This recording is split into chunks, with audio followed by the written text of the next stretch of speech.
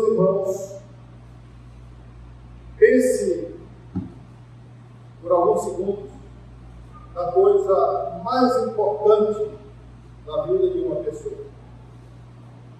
Pensou? Não sei o que você pensou, mas eu digo para você, sem medo de errar, a coisa mais importante, tirando Deus, na verdade, falando das coisas que acontecem aqui na Terra, a coisa mais importante na vida de uma pessoa é aquela com quem ela se escolhe casar. Alguém já disse o seguinte: não existe nada melhor do que um bom casamento, mas também não existe nada pior do que um mau casamento. A depender do cônjuge que você escolher, você pode tornar o seu casamento numa antessala do inferno ou numa antessala do céu. E a pergunta é, numa escolha tão importante como essa, o que eu devo fazer? O casamento, sem dúvida, é a coisa mais importante. A família é a instituição mais antiga e a mais importante sobre a face da terra.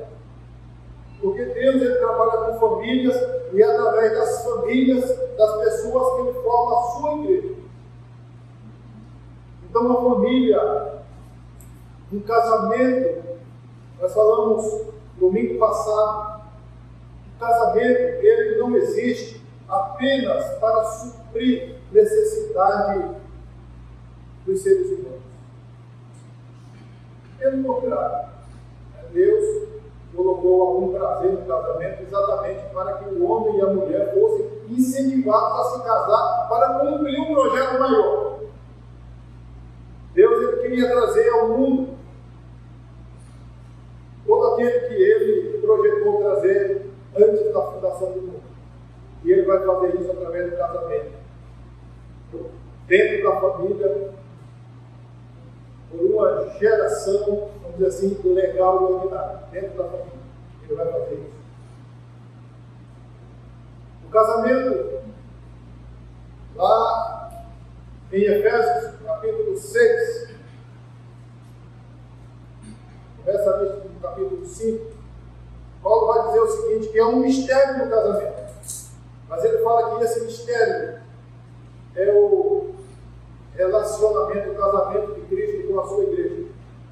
Então, o mistério do casamento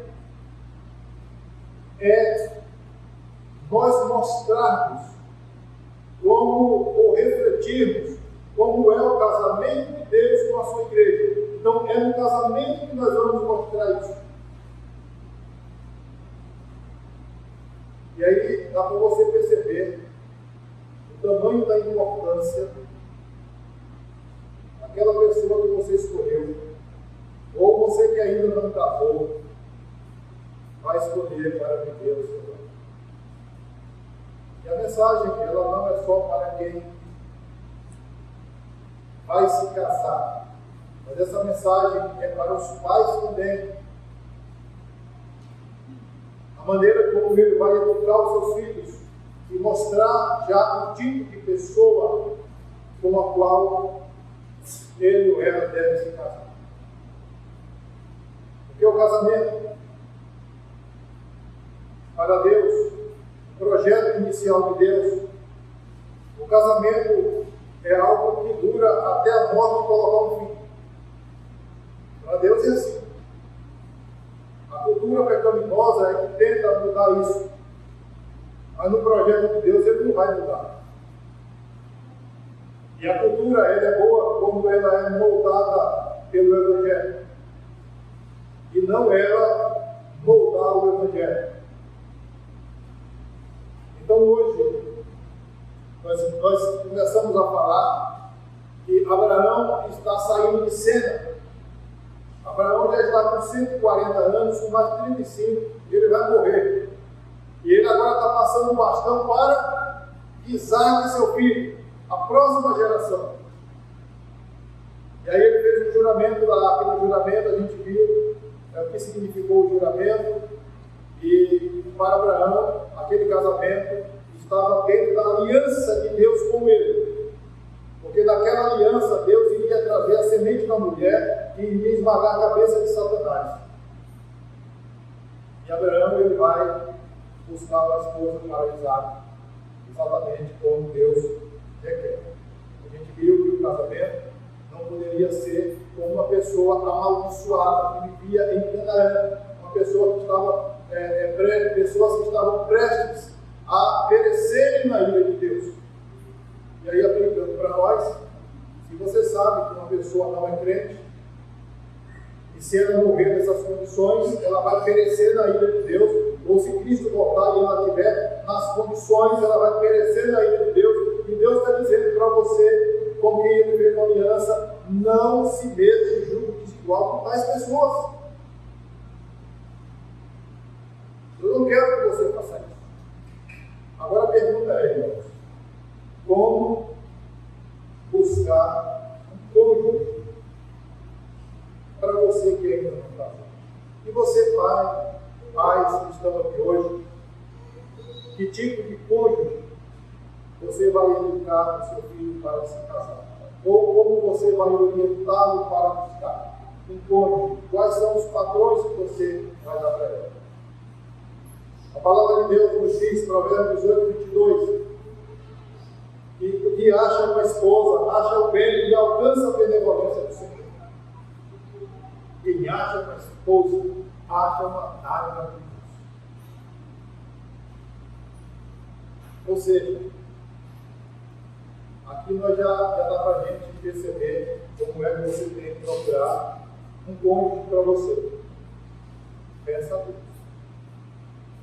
Peça a Deus. E hoje nós vamos ver o seguinte tema: em busca de um cônjuge na dependência do Senhor. É assim que você tem que buscar. Depende de Deus.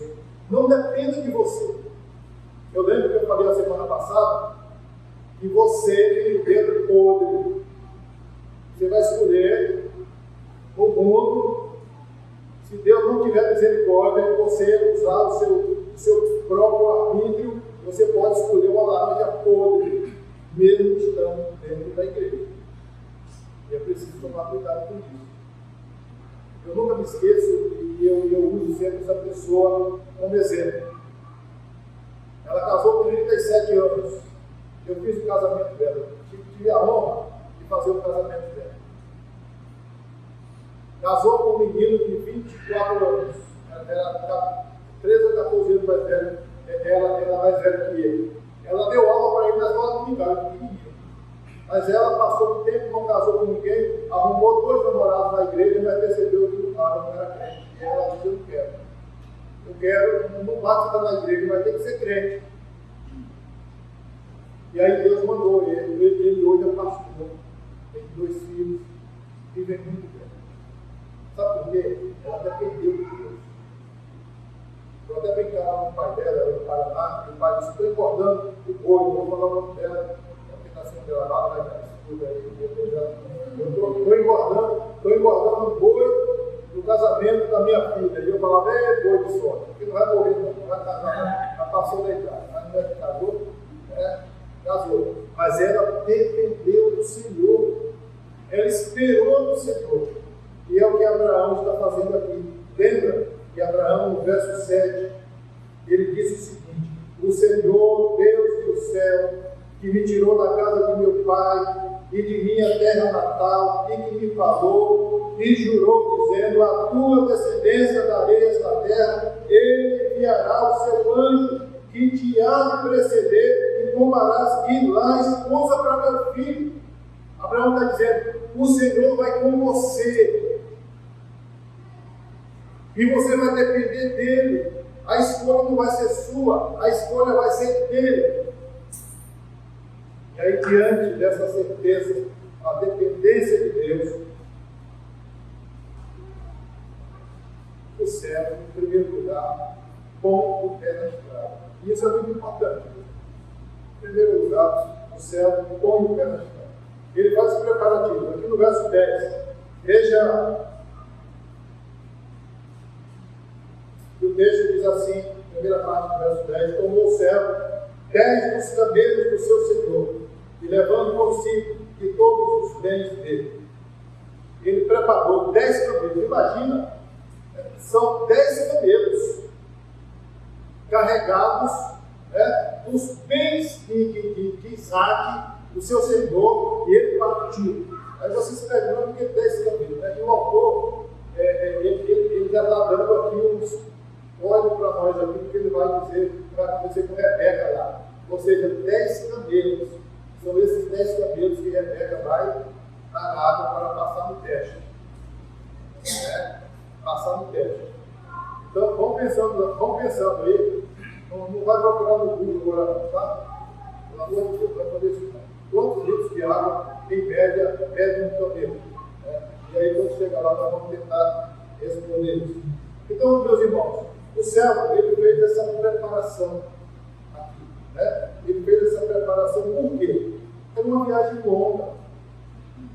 Ele demoraria lá na Baía da Mesa 2 semanas para ir, 2 semanas para voltar. E eu fico imaginando, a gente viu que esse servo era o servo mais antigo da casa de Abraão. O servo mais antigo. Então dá para imaginar que não era uma pessoa de uns 40 anos, porque Abraão já tinha 140 anos, ele é o servo mais antigo. Então era alguém de idade, é idoso. E ele vai para essa viagem. Mas por que ele vai? Porque ele vai na dependência do Senhor. Ele era o representante. A gente falou isso semana passada. Representante legal de Isaac. Ele vai trazer a esposa para Isaac. Mas ele vai na dependência do Senhor. Então era uma viagem longa, desafiadora, cheia de perigos. Imagina as bestas feras que não tinham aquele leões, e por aí vai. E ele tinha que enfrentar essa jornada. A idade avançada, ele era o servo mais antigo, então não era alguém novinho não. E ele vai levando aí 10 camelos com presentes, e tinha que ter comida também, não é isso? Ele vai, depois vai voltar, não sabe como vai ser o caminho, e ele vai levando presente. Lembrando que o noivo, ele tinha que pagar o dote do pai da noiva, então ele tem que levar dinheiro, tem que levar bens, joias, tem que pagar o dote lá da moça. Não é isso?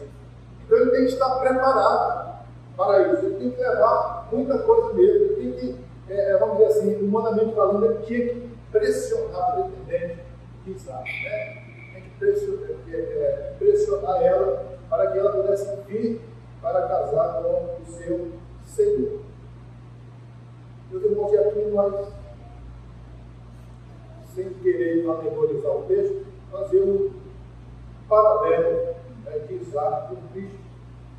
Isaac foi ele tinha que pagar o dote, a noiva tinha que pagar o preço, pelo seu casamento.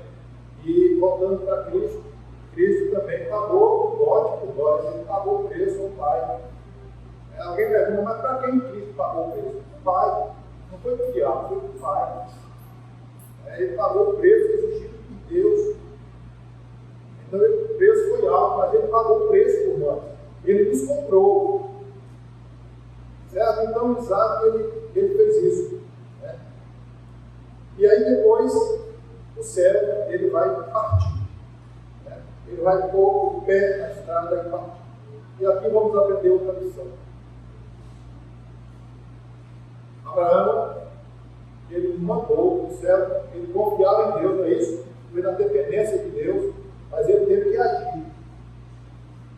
Ele não pediu, mais ou menos assim, Senhor, o meu filho precisa casar, manda uma caravana aí com uma mulher lá, dos meus parentes, para que ela passe aqui, se engrace por Isaac, e Isaac se engrace por ela, e os dois se casam. Não foi assim, foi? Faz um milagre aí, manda ela para mim. Não foi assim, ele teve que agir, ele teve que ir à procura, ele teve que ir buscar. E quem foi buscar? Foi o homem. Não foi a mulher que arrumou. Nesse tempo, a mulher não arrumava o casamento. Né? O pai arrumava um pretendente, era assim que funcionava. Mas o homem tinha que ir, ele tinha que buscar outro. É diferente um pouco da nossa cultura hoje. Nós falamos na semana passada. Né? É um pouco diferente. Então, o servo, ele parte na direção correta. Ele põe o pé na estrada, mas na direção correta. No único lugar de onde poderia vir a esposa para Isaac. Que partiu, segunda parte do verso 10, rumo a Mesopotâmia, para a cidade de Naor, irmão de Abraão. Ele partiu para lá. Por quê? Nós falamos semana passada, para você que não estava aqui. Porque o irmão de Abraão, assim como Abraão, eles são semitas, descendentes de Sem, a quem Noé abençoou. Então era dessa família abençoada que teria que vir a esposa para Isaac, e não os canaanitas, a quem Noé amaldiçoou. Não era de lá, o amaldiçoar que ia perecer na ilha de Deus. Então Abraão está dizendo: você vai lá e busque lá para o meu filho. E aí, irmãos, ele vai em direção à Mesopotâmia. E aqui vamos fazer já algumas aplicações na nossa vida. Talvez você que esteja solteiro, talvez não pareça um pretendente, a mulher, peça a Deus. Peça a Deus. Se puder fazer visitas a outra igreja, mas olha, eu vou fazer uma aberta. É verdade que todas as denominações que professam a mesma fé que nós, eles são irmãos da fé. Mas, às vezes, a doutrina muda. E se você casar com alguém e a doutrina não seja compatível com a sua, mesmo sendo crente, você pode arrumar problemas. Se você é presbiteriano, começa a andar em outras igrejas presbiterianas. Quem sabe você arruma um pretendente lá? Não coloca o pé no lugar certo. Se você é assembleiano, vai lá nas assembleias. Quem sabe você vai arrumar lá uma pretendente lá. Tá certo? Então coloca o pé na estrada e vá. Ore a Deus. E Senhor, me guia. Eu quero pretendente, eu quero casar, eu quero ficar solteiro, ou solteira. Eu quero que o Senhor arrume uma pretendente para mim. E eu tenho certeza que Deus não vai se furtar de atender a sua voz. Ele vai arrumar uma pretendente ou um pretendente para você. Agora, irmão, não basta buscar alguém com quem se relacionar amorosamente, mas buscar um cônjuge ideal, ou seja, aquele que partilha a mesma fé e está disposto a cumprir os propósitos da aliança de Deus juntamente com você. Que partilha a mesma fé que você. Porque senão você vai ter problema, você vai ter dificuldade para manter de pé um casamento saudável. Então era assim, não bastava ir lá. Lá tinha muitas meninas, moças, esperando casar. Mas não era qualquer uma, tinha que ser a esposa certa, a correta. Não bastava ser qualquer moça crente, mas tinha que ser o par perfeito para poder nascer. E isso aí, só Deus pode arrumar. Só Deus. Ele pode fazer isso. Então, por isso, o servo, ele partiu na dependência de Deus. E sabe que Deus está presente nessa busca. Ele sabe de um detalhe muito importante, e que você deve saber também, é o nosso segundo ponto.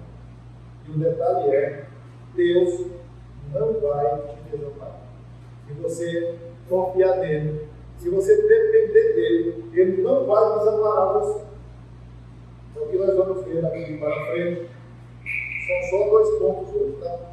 Alguém disse que para ser um sermão presbiteriano tem que ter 3 pontos, né? Hoje vai ter só 2 pontos, porque nós estamos tratando de um assunto maior, e eu vou arrumar um tema para cada um aqui, mas o assunto é o mesmo, que é o casamento de Isaac lá, Mas o nosso tema hoje é esse aí, que nós colocamos aí. Então, ele sabe que Deus não vai desamparar. E as provas estão aqui. Primeiro, verso 11, diz que ele chegou fora da cidade e fez ajoelhar os camelos junto ao poço de água, à hora em que as moças saem a tirar água. Meus irmãos, vamos prestar atenção em algo muito interessante aqui. Abraão falou que o anjo de Deus iria com ele, Deus iria acompanhá-lo nessa jornada para buscar uma esposa para Isaac. Deus estava presente. E o servo chegou na fonte certa, na hora certa, sem atrasar e sem adiantar. Mas outra coisa interessante é que ele sabia da cultura das pessoas do local. Ele sabia que naquela hora as moças da cidade saíam para buscar água. As moças daquele tempo, elas eram dadas ao trabalho. A tarefa delas era sair com o seu cântaro e buscar água. Eram moças que ajudavam dentro de casa. Dentro de casa, ajudava papai, ajudava mamãe, não corria o pão da preguiça. Moças dadas ao trabalho. Não tinha medo de lavar louça, de alimentar os animais. Eram moças que trabalhavam. A cultura era diferente. Infelizmente hoje nós temos moças dentro de casa que, se for botar o ovo para cozinhar e fritar, coitado do marido. Ele vai passar perrengue, vai sofrer. Se for fazer um café, queima água, vai queimar água. O café não sai. Infelizmente, nós temos hoje. Agora, quem é a culpa disso? Nós pais. Nós pais. Tá certo? Mas aqui, as moças eram bem educadas, educadas para trabalhar, e essas moças saíam para buscar água. E o servo, ele chega ali para ajoelhar os seus camelos, e sabedor de que Deus não o desampararia, e que ele estava confiando em Deus, o que é que ele faz?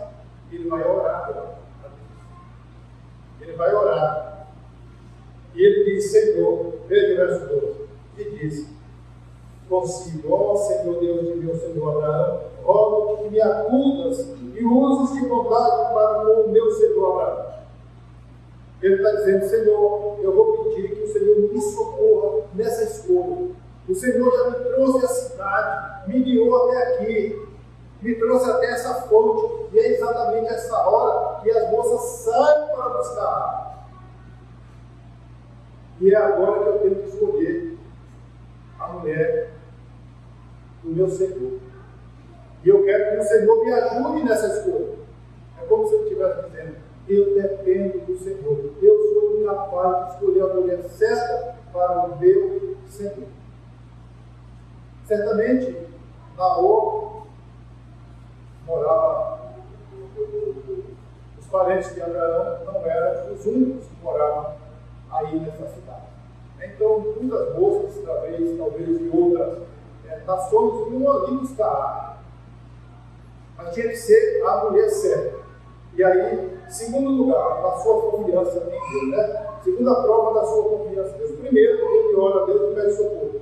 E agora ele vai pedir a Deus que mostre a esposa através de um teste que ele fará. E qual é o teste? Nós vamos ver a partir dos versos 13 e 14. Ele diz: eis que estou ao pé da fonte de água, e as filhas dos homens desta cidade saem para tirar água. Dá-me, pois, que a moça a quem eu disser, inclina o cântaro para que eu beba. E ela me responder: bebe, e darei ainda que beber aos teus camelos, seja a que designaste para o teu servo Isaque. E nisso verei que usaste de bondade para com o meu Senhor. Então ele vai pedir esse sinal para Deus. Ele disse: a moça que eu pedi água, e prontamente, sem discutir, ela se mostrar solícita para comigo e dizer: toma, bebe, meu Senhor. E também, depois de me der a beber, disser assim: eu vou também dar água aos teus camelos. Seja essa a esposa para o meu Senhor. Seja essa para o meu Senhor. Agora, vamos voltar lá. Rebeca, nós vamos saber que é Rebeca, que vai aparecer aí, não é isso? Mas a mulher, esse homem não sabe ainda, deveria ser uma pessoa dada ao trabalho, prestativa, generosa e acolhedora. E ela ia fazer tudo isso por um estranho que ela nem sabia quem era. Deveria ser uma pessoa que não comia o pão da preguiça. Você pensou aí, em média, quantos litros um camelo de água no cabelo dela? Quanto? 80? De 80 a 120 litros de água. Era muita água. Era não? Muita água. São 10 camelos. Se fosse um só, mas são 10 camelos. Era um teste de tanto. Para essa mulher, ela teria que dar de beber água aos camelos. Então não era qualquer pessoa, não. Será que uma mocinha que está aqui teria coragem de ir no Rio Branco, aqui passar 10 camelos aí, né? E ela com seu cano aqui no lado, ela vai beber os camelos lá, né? Será que alguém tem coragem aqui? Eu acho que tem, né? Deve ter. As moças aqui são corajosas, são trabalhadeiras, não? Eu acredito que sim. Eu confio nas moças aqui. Mas vamos lá. E aí então, olha, vale a pena você confiar em Deus. Esse homem nem havia acabado de orar ainda. E Deus já havia respondido a oração dele. Lembra de Daniel? Daniel diz que quando ele começou a orar, Deus respondeu e mandou a resposta. O anjo veio avisar ele. No começo da tua oração, Daniel, Deus ouviu e já mandou a resposta. É o que Deus está fazendo aqui. Deus não falha, irmãos. Deus é fiel. Ele ajuda aquele que depende e confia nele. Ele não vai falhar. Então, considerava ele ainda quando saiu, verso 15, Rebeca, filha de Betuel, filho de Bilha, mulher de Naor, irmão de Abraão, trazendo um cântaro ao outro. Agora não é só isso, irmãos. Veja no verso 16 a descrição que o autor dá para Rebeca. Era bonita. O texto diz: moça, era muito formosa de aparência, de encher os olhos, uma beleza física, de encher os olhos do homem, muito bonita, era pura, a virgem, a quem nenhum homem havia possuído. Não era uma menina namoradeira, entregue aos homens, mas era uma moça recatada, guardando-se com toda a pureza para o dia do casamento. Uma moça assim. Então essa era uma informação importante aqui. Diz que era virgem a que nenhum homem havia possuído. Para quê? Para mostrar, Moisés está mostrando para os judeus que aqueles filhos que Rebeca teve, de fato, foram filhos de Isaac. Ela era virgem quando casou e não tinha nenhuma dúvida. Alguém poderia duvidar, mas será que os dois eram filhos dela mesma, porque tinha um eleito e outro não? Será? E o texto está dizendo aqui que o único homem de Rebeca foi Isaac. Então os filhos são dele mesmo. Uma mulher que era dada ao trabalho, ela desceu a fonte, encheu o seu cântaro e subiu, ia para casa já, com o cântaro cheio a cabeça, ou dos braços, sei lá. Ela ia para casa, dada ao trabalho. E aí, esse homem, eu fico imaginando ele está perguntando: será que é essa? Será que é essa? Aí ele diz: eu vou testar essa. Eu tenho que saber se é essa. E aí o servo, no verso 17, o servo vem dando, o servo saiu ao encontro e disse, ele vai colocar em prato o seu teste, dá-me de beber um pouco da água do teu cântaro. E ela respondeu, bebe, meu Senhor. E prontamente, baixando o cântaro para não, lhe deu de beber. Aí ele está dizendo qual passou o primeiro teste. Ela lhe deu de beber prontamente. Mas ainda o teste não havia acabado. Ele não sabia, se ela estava disposta também a dar água aos camelos. E aí, acabando ela de dar de beber, ela disse, tirarei água também para os teus camelos, até que todos vejam. Veja que maravilha.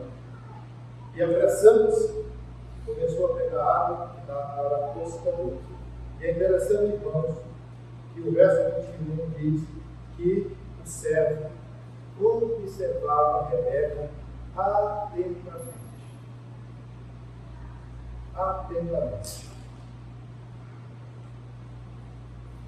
Vamos parar e pensar em algo muito importante aqui para a nossa vida. Rebeca estava ajudando um estranho.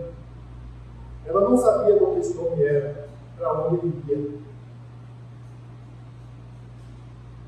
Mas esse homem,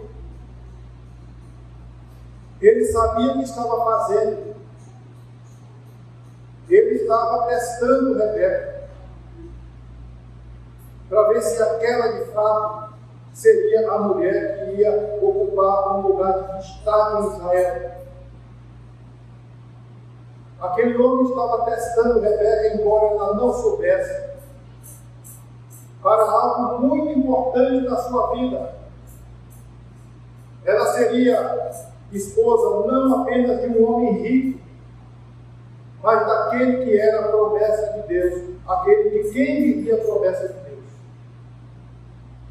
Ela seria a próxima matriarca, iria ocupar o lugar de Sara, e através dela viria a descendência prometida de Deus. Ela estava sendo testada, embora ela não soubesse. E a pergunta que eu faço para nós, se nós fôssemos testados hoje assim, será que nós passaríamos no teste? Meus irmãos, isso é muito importante. Nós vamos ver que essa mulher é uma mulher acolhedora. Ela vai acolher o estranho, ela diz, tem paga, tem dormida, tem tudo na nossa casa, ela coloca em prática a cura do seu tempo. A palavra de Deus nos ensina que o crente, todo crente, ele deve ser hospitaleiro. Porque pessoas no passado, sem saber, acolheram anjos em sua casa.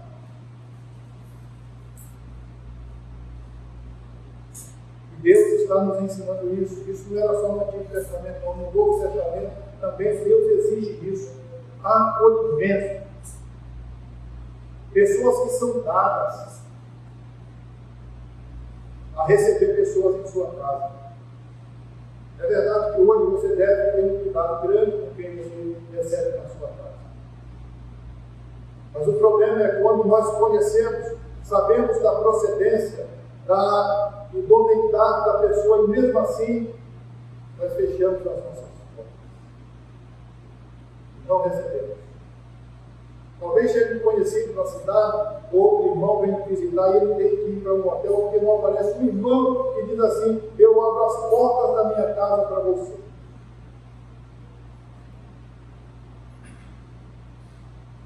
Meus irmãos, hoje está difícil. Se a gente perguntar, se alguém fizer um culto na sua casa, nos receber lá e falar, está difícil de achar gente crente para fazer isso. Não é nem para ficar, para estar lá apenas uma hora, mais ou menos. Mas Rebeca estava sendo observada para algo grandioso na história de Israel. Ela não sabia, mas estava sendo testada. E aí, Depois de testá-la, aquele homem só pode ser essa. Quando os camelos acabaram de beber, ele vai recompensar a Rebeca, aqui no verso de número 22. Ele tira pulseiras, pendentes de ouro e coloca em Rebeca. O peso de 10 ciclos era algo muito caro naquele tempo, talvez para hoje também. E ele recompensa a Rebeca. Então Deus recompensa aqueles a quem ele testa e aqueles a quem é aprovado. Ele vai recompensar. E aí, esse homem vai ter a certeza de que ele foi amparado por Deus. Ainda falta saber de quem essa mulher é filha. E ele, então, no verso 23, ele vai perguntar de quem é filha. Peço que você me digas, haverá em tua casa lugar em que eu fique comitiva e a minha comitiva? Ela respondeu, sou filha de Betuel, filho de Mil, e deu a qual deu a luz a nada. E esse homem me acrescentou, temos palha e muito pasto e lugar para passar. Veja que acolhimento. Mulher do coração grande, acolhedor, trabalhadeiro. É isso? E não é só isso não. Deus enviou esse homem a uma casa onde o nome dele poderia ser adorado.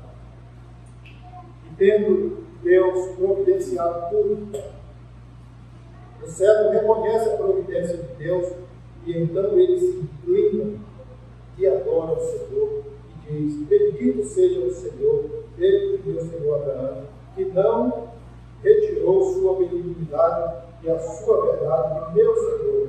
Quanto a mim, estando no caminho, o Senhor me guiou à casa dos parentes de meu Senhor. Então foi Deus quem o guiou até aqui. Ele reconhece isso. Então, meus irmãos, Deus ele não desampara aqueles que confiam. Você acredita nisso? Agora eu quero fazer algumas aplicações rápidas para nós.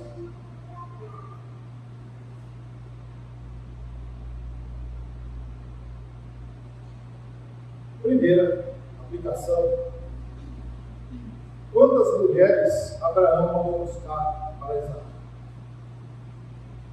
Uma, ele não disse assim, olha, vai lá e traga lá umas 5 ou 6 para Isaac namorar com todas, fazer uma experiência para ver qual que vai se adaptar a ele que os dois. Mas é uma só. É uma só. Isaac não fez nenhuma experiência para saber qual seria a esposa. Porque Isaac queria casar para a glória de Deus. Então, o que é que você vai fazer com essa informação ao sair daqui? Você tem que se guardar e dizer assim, o único homem ou a única mulher da minha vida vai ser o meu esposo ou meu esposo. A não ser que morra no caminho. Mas eu não vou fazer experiência de ficar namorando um e outro por aí para saber qual é o lugar certo. Porque Deus sabe qual é a sua tampa. Se ele fez a panela, ele fez a tampa, certo? Ele não vai errar. Então peça para ele, confia nele. Não fique fazendo experiência, velho. Nem você que é rapazinho, e não você que é mocinho. Peça a Deus. Quanto tempo Isaac namorou para casar?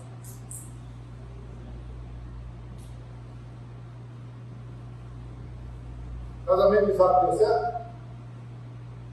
Por que deu certo? Ele foi arrumado por Deus.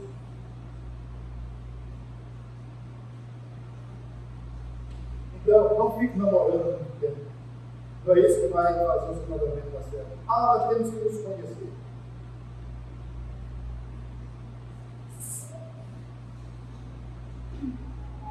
Tudo bem, você quer se conhecer? não precisa ficar se agarrando todos os dias.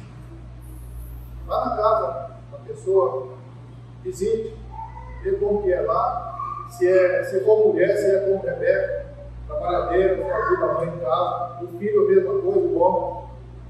E aí você vai conhecer o sujeito ao sujeito. E aí você vai dizer esse sim ou esse não. Hoje, o grande problema hoje da nós, pais, é porque os filhos começam em 15, 14, até 13 anos, e os pais já liberam para namorar. Ele não está preparado para assumir uma família. Ele não tem trabalho, não tem nada. Isaac já estava preparado. Isaac tinha 40 anos, nunca havia namorado, ele morreu por causa disso. Morreu. Mas Deus o abençoou e mandou uma esposa para ele, e achou a esposa de fato de verdade. Então, minhas menininhas e meus menininhos, não fiquem por aí fazendo experiência. Ou seja, pais, não liberem os seus filhos que não têm condições de assumir um compromisso matrimonial. E eduque-os assim. Nós devemos fazer isso. Uma pessoa, quando vai namorar, o namoro é para ter um certo conhecimento. O noivado é para comprar as coisas por aí, né? Então, a pessoa tem que estar preparada, condições para assumir uma família. Se ele não tem condições, não deixe namorar. Porque senão, sabe o que vai acontecer? Quem vai assumir a casa são vocês, os pais. Vocês que vão assumir a casa. Então, nós precisamos tomar muito cuidado com isso. Mas vamos lá. Terceira coisa. Eu ouvi um pastor, ele já morreu, não vou falar o nome dele, mas ele estava falando sobre casamento e sobre pureza. E ele contou uma ilustração que penetrou na minha cabeça que nunca vai sair. Ele dizia o seguinte, que a mãe dele, ou era avó, não sei, mas uma das duas, ela gostava de comprar pano para fazer a roupa. E ela chegava na loja de tecido e tinha aquela chita enrolada, né? Na beira da porta lá, pegando poeira. Aí todo mundo chegava, pegava, passava a mão. Inclusive ela olhava. Agora, na hora de comprar, quando o vendedor chegava, eu não quero descer, não, eu quero ficar na prateleira. Eu não vou levar uma coisa que todo mundo já pegou, sujou para a sua mão. E ele dizia o seguinte: é assim também a nossa vida.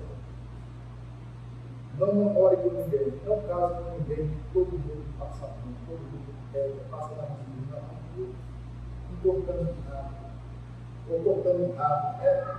Mas procure aquela que está na prateleira, recatada, que homem nenhum chegou perto, e que mulher nenhuma chegou perto. Então se guarde pura para o matrimônio. Você não vai perder nada. Você só tem a ganhar. Não é vergonha, não, se guardar virgem, puro do casamento. É vergonha para o mundo quando Cristo voltar.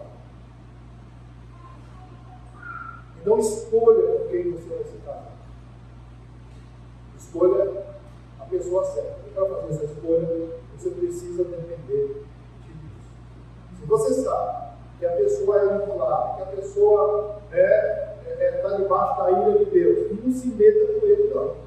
Você vai transformar a sua vida no inferno. É exatamente isso. Você pode construir uma família que será a antessala do inferno e não a antessala do paraíso. Você vai sofrer. Então se guarde pura para esse dia. Tem algumas, né? Poucas e poucos que estão fazendo isso. Eu conheço um menino católico, ele casou. Católico, praticante. E nós trabalhávamos numa empresa e era interessante que na manhã sentava todo mundo para tomar café e quando ele entrava, o pessoal falava: lá vem o virgem, lá vem o virgem. Por quê? Ele estava se guardando puro para o casamento, não era motivo de chacota. Mas eu tenho certeza que ele será recompensado. pode ter uma família abençoada, filhos abençoados. Certeza disso.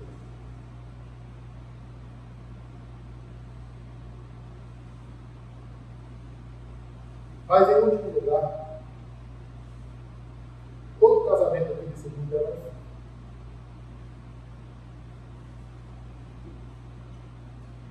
Ninguém vai viver eternamente. Né? Não existe amor eterno. Amor eterno só de Cristo. Veja as pessoas colocando aí nas redes sociais, meu amor eterno. Não existe isso. Amor eterno, no dia que o cônjuge ir embora, você vai arrumar outro. Né? É assim que funciona para muitos? Não arruma outro para casar, aquele amor eterno não foi. Né? Um dia a morte coloca o fim. Mas tem um que não vai acabar nunca, esse é bom, que é o amor de Cristo no seu Deus.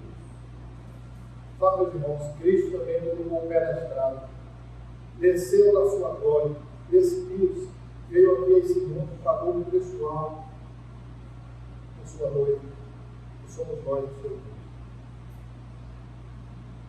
E assim como Rebeca, ele quer uma esposa virgem, imaculada. E ele está trabalhando em nós.